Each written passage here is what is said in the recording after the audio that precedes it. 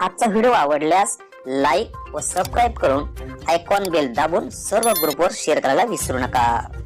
आपल्या खिशाला व घराला नफ्याची देणार झालर रंगाच्या दुनियेतील एकच नाव बर्जर पेंट।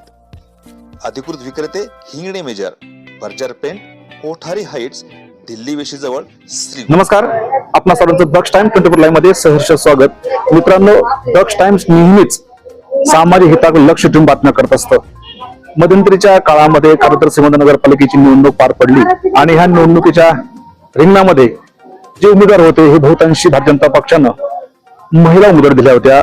त्यापैकी बहुतांशी महिला या आता नगरपालिकेच्या नगरसेविका आहेतच, परंतु खरं तर सीओ मॅडम सुद्धा महिला आहेत, ज्या नगराध्यक्ष आहेत या सुद्धा महिला आहेत, उपनगराध्यक्षा सुद्धा महिला आहेत, गटनेत्या सुद्धा महिला आहेत आणि नगरसेविका सुद्धा महिला आहेत। महिला राज खरं तर श्रीगोंदा नगरपालिकेमध्ये असताना भाजी मंडईमध्ये जे माझ्या पाठीमागे पाहतायत की जे शौचालय आहे, खरं तर इथं महिलांची अवहेलना होते असं खरं तर ज्या भाजी मंडईमध्ये जे विक्रेत्या महिला आहेत यांचं म्हणणं आहे।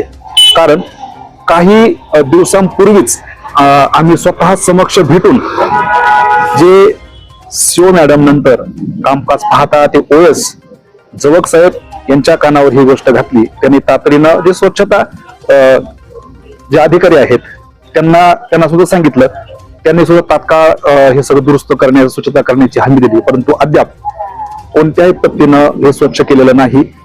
पुरुषांचं जे शौचालय आहे त्याचं जे पाणी खाली येतं तिथं चेंबर आहे तो पूर्ण झालेला आहे, तो चेंबर सुद्धा बाहेर पाणी त्यातनं येत आहे आणि ती दुर्गंधी पूर्ण जे मंडई परिसर आहे तिकडे जाते आहे। त्यामुळं खरं तर महिला राज असून सुद्धा या ठिकाणी महिलांची अवहेलना होते ही खेद दाखवणारी आणि अधोरेखित करणारी खरं तर ही घटना आहे। नगरपालिकेची सोयी ती चेंबर चॉकअप झाले, गटर नाली नीट होत नाही, आम्हाला आतमध्ये जाता येत नाही, पाय घसराची भीती वाटते। तुम्ही वर टाकी भरतात आणि खाली पाणी का नाही येत? नुसते कोक्षाला बसवतात का? आम्हाला स्वच्छताच पाहिजेत ना, त्याच्यामुळे आम्हाला इथं बसू वाटत नाही। काय कारणाने बसायचं?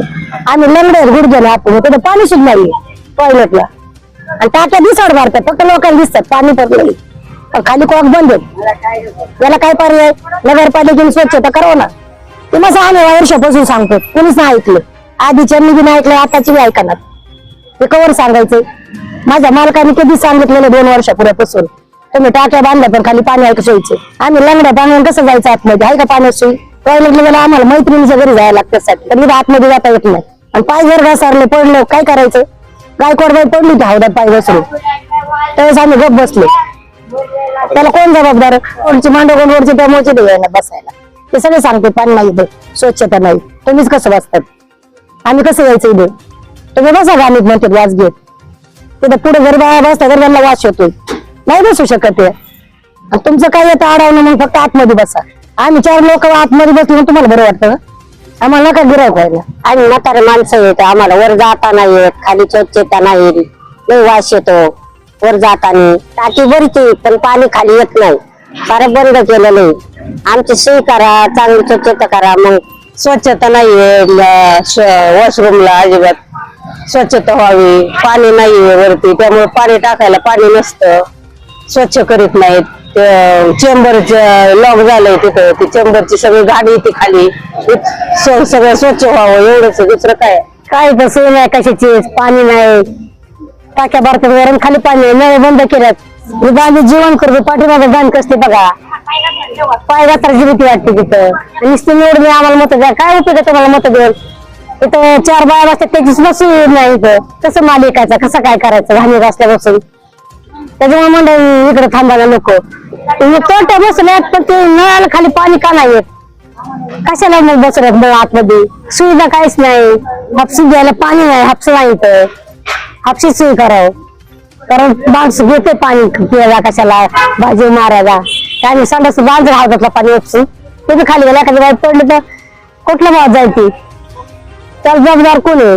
नक्कीच नगरपालिका प्रशासन आणि सर्व असलेले पदाधिकारी तातडीने याकडे लक्ष देतील आणि हे असलेलं शौचालय हे दररोज स्वच्छ होईल याची काळजी घेतील।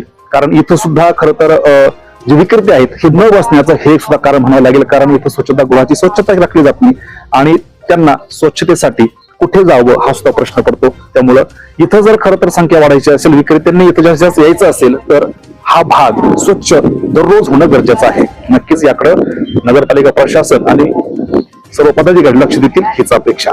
सरंग साळवेसह दत्त जगताप, दक्ष टाइम्स 24 साठी श्रीगोंदा, अहिल्यानगर.